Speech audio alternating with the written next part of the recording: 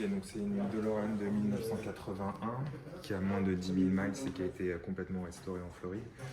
Donc par Bruce Colomb, qui est, je pense, la personne la plus connue dans les répliques de DeLorean, qui est aussi un des sous-traitants d'Universal Studios, donc qui a fait le film, qui connaît bien les acteurs. Donc c'est auprès de lui que je l'ai commandé. Après, moi, j'ai fait donc quelques petits rajouts pour qu'elle soit vraiment parfaite par rapport au film. Donc déjà les fonctionnalités sur le véhicule, donc il y a les néons sur le côté qu'on allumera tout à l'heure, donc qui peuvent changer de couleur. Il n'y a pas de plaque à l'avant, c'est fait exprès parce que la voiture du film n'a pas de plaque, mais la plaque peut être installée sur le pare-choc. Si on fait le tour, donc les néons font tout le long jusque derrière. Donc les pneus Eagle GT n'existent plus, donc ils ont été recréés en ponçant le flanc du pneu et en mettant des stickers qui sont des stickers qui ont été commandés au NASCAR, les fournisseurs du NASCAR aux États-Unis pour qu'ils puissent tenir à haute vitesse, donc ça se décolle pas du tout. On regardera l'intérieur juste après.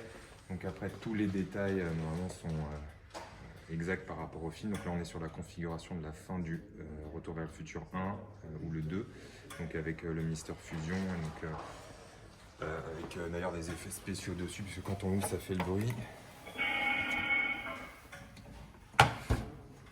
Donc il y a plein de petits gadgets comme ça, tout est super bien assemblé, ce qui fait que ça bouge vraiment pas à haute vitesse.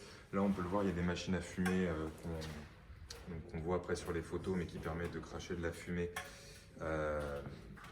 des réacteurs. L'intérêt des réacteurs aussi, comment ils ont été faits, c'est qu'ici il y a des papillons et donc on peut les démonter et donc enlever la partie inférieure du réacteur. Et en fait ça permet d'accéder au compartiment moteur pour faire la maintenance. Un autre point qui est important, et ça je ne l'avais pas quand je l'ai reçu des États-Unis, c'est que les échappements, les sorties ont été coupées et ressoudées pour ressortir sur le côté, puisque dans le film il n'y a pas d'échappement puisque ce sont les réacteurs. Et donc ça aussi sur les répliques qu'on peut trouver sur le marché, ça existe quasiment jamais. Donc voilà, j'ai fait faire ça par un professionnel. Après on revoit la plaque de Bruce Colomb ici. Il y a aussi quelques détails que j'ai rajoutés qui ont été commandés aux États-Unis, comme les plaques ici qui sont aussi assez rares à voir sur des répliques. Voilà, la voiture elle est signée à 3 endroits, ici par Christopher Lloyd, donc Doc dans le film, qui est aussi signé à l'intérieur du coffre, juste ici.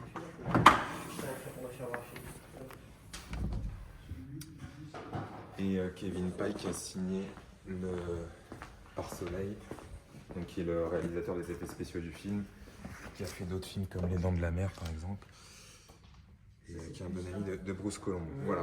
Alors ensuite là on voit, j'ai ouvert, il y a deux batteries, il y a une batterie qui est derrière le siège qui est la batterie de la voiture classique, qui se recharge avec l'alternateur, et une batterie auxiliaire qui permet d'allumer les réacteurs derrière et de lancer la fumée. Ensuite, donc, tout le système d'allumage intérieur se fait grâce à un seul interrupteur qui allume tout. On entend les différents effets spéciaux. Là, je peux par exemple faire le fait qu'il n'y ait plus de plutonium. Et puis hop, là ça va remonter. Les dates là-bas sont paramétrables, je le ferai après. Ça permet de gérer les néons extérieurs et différentes choses. Tout le reste, après, c'est de la décoration, comme dans le film, et c'est non fonctionnel. Ici, le flux capacitor, il change en fait de luminosité avec la vitesse qu'on peut régler, comme dans le film, à 88 miles à l'heure, où ça va être le maximum pour voyager dans le temps. On peut le voir de l'autre côté, comme ça je vais le faire.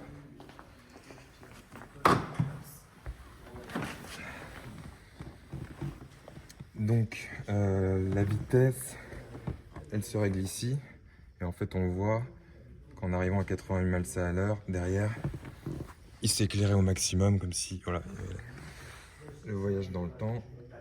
Donc ça se règle à la main. Ensuite les dates, on peut les mettre sur la date actuelle, la dernière date à laquelle on est allé, et la date de destination. Donc on rentre d'abord le mois, par exemple si je mets la date du jour le 15 décembre 2023, donc 12 15 2023, et après je peux mettre l'heure, par exemple 16h. Voilà. Et ensuite je peux décider de basculer les dates en haut ou en bas en fonction de comment je veux paramétrer l'affichage.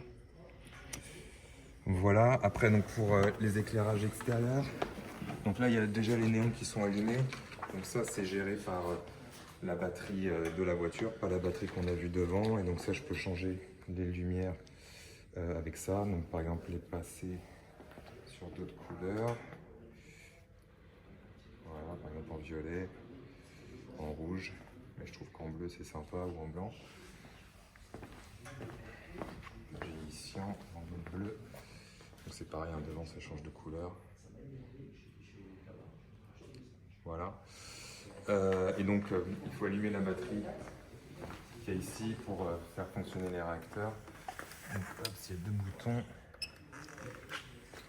Et donc ça permet derrière d'avoir les réacteurs qui s'illuminent. Donc ça aussi on peut changer la couleur, donc c'est juste une autre télécommande. Donc on peut changer aussi sur les différentes couleurs comme les néons. Donc là c'est en rouge, je peux les passer en vert, je peux les passer en bleu. Donc c'est sympa parce qu'avec la fumée ça fait des effets différents.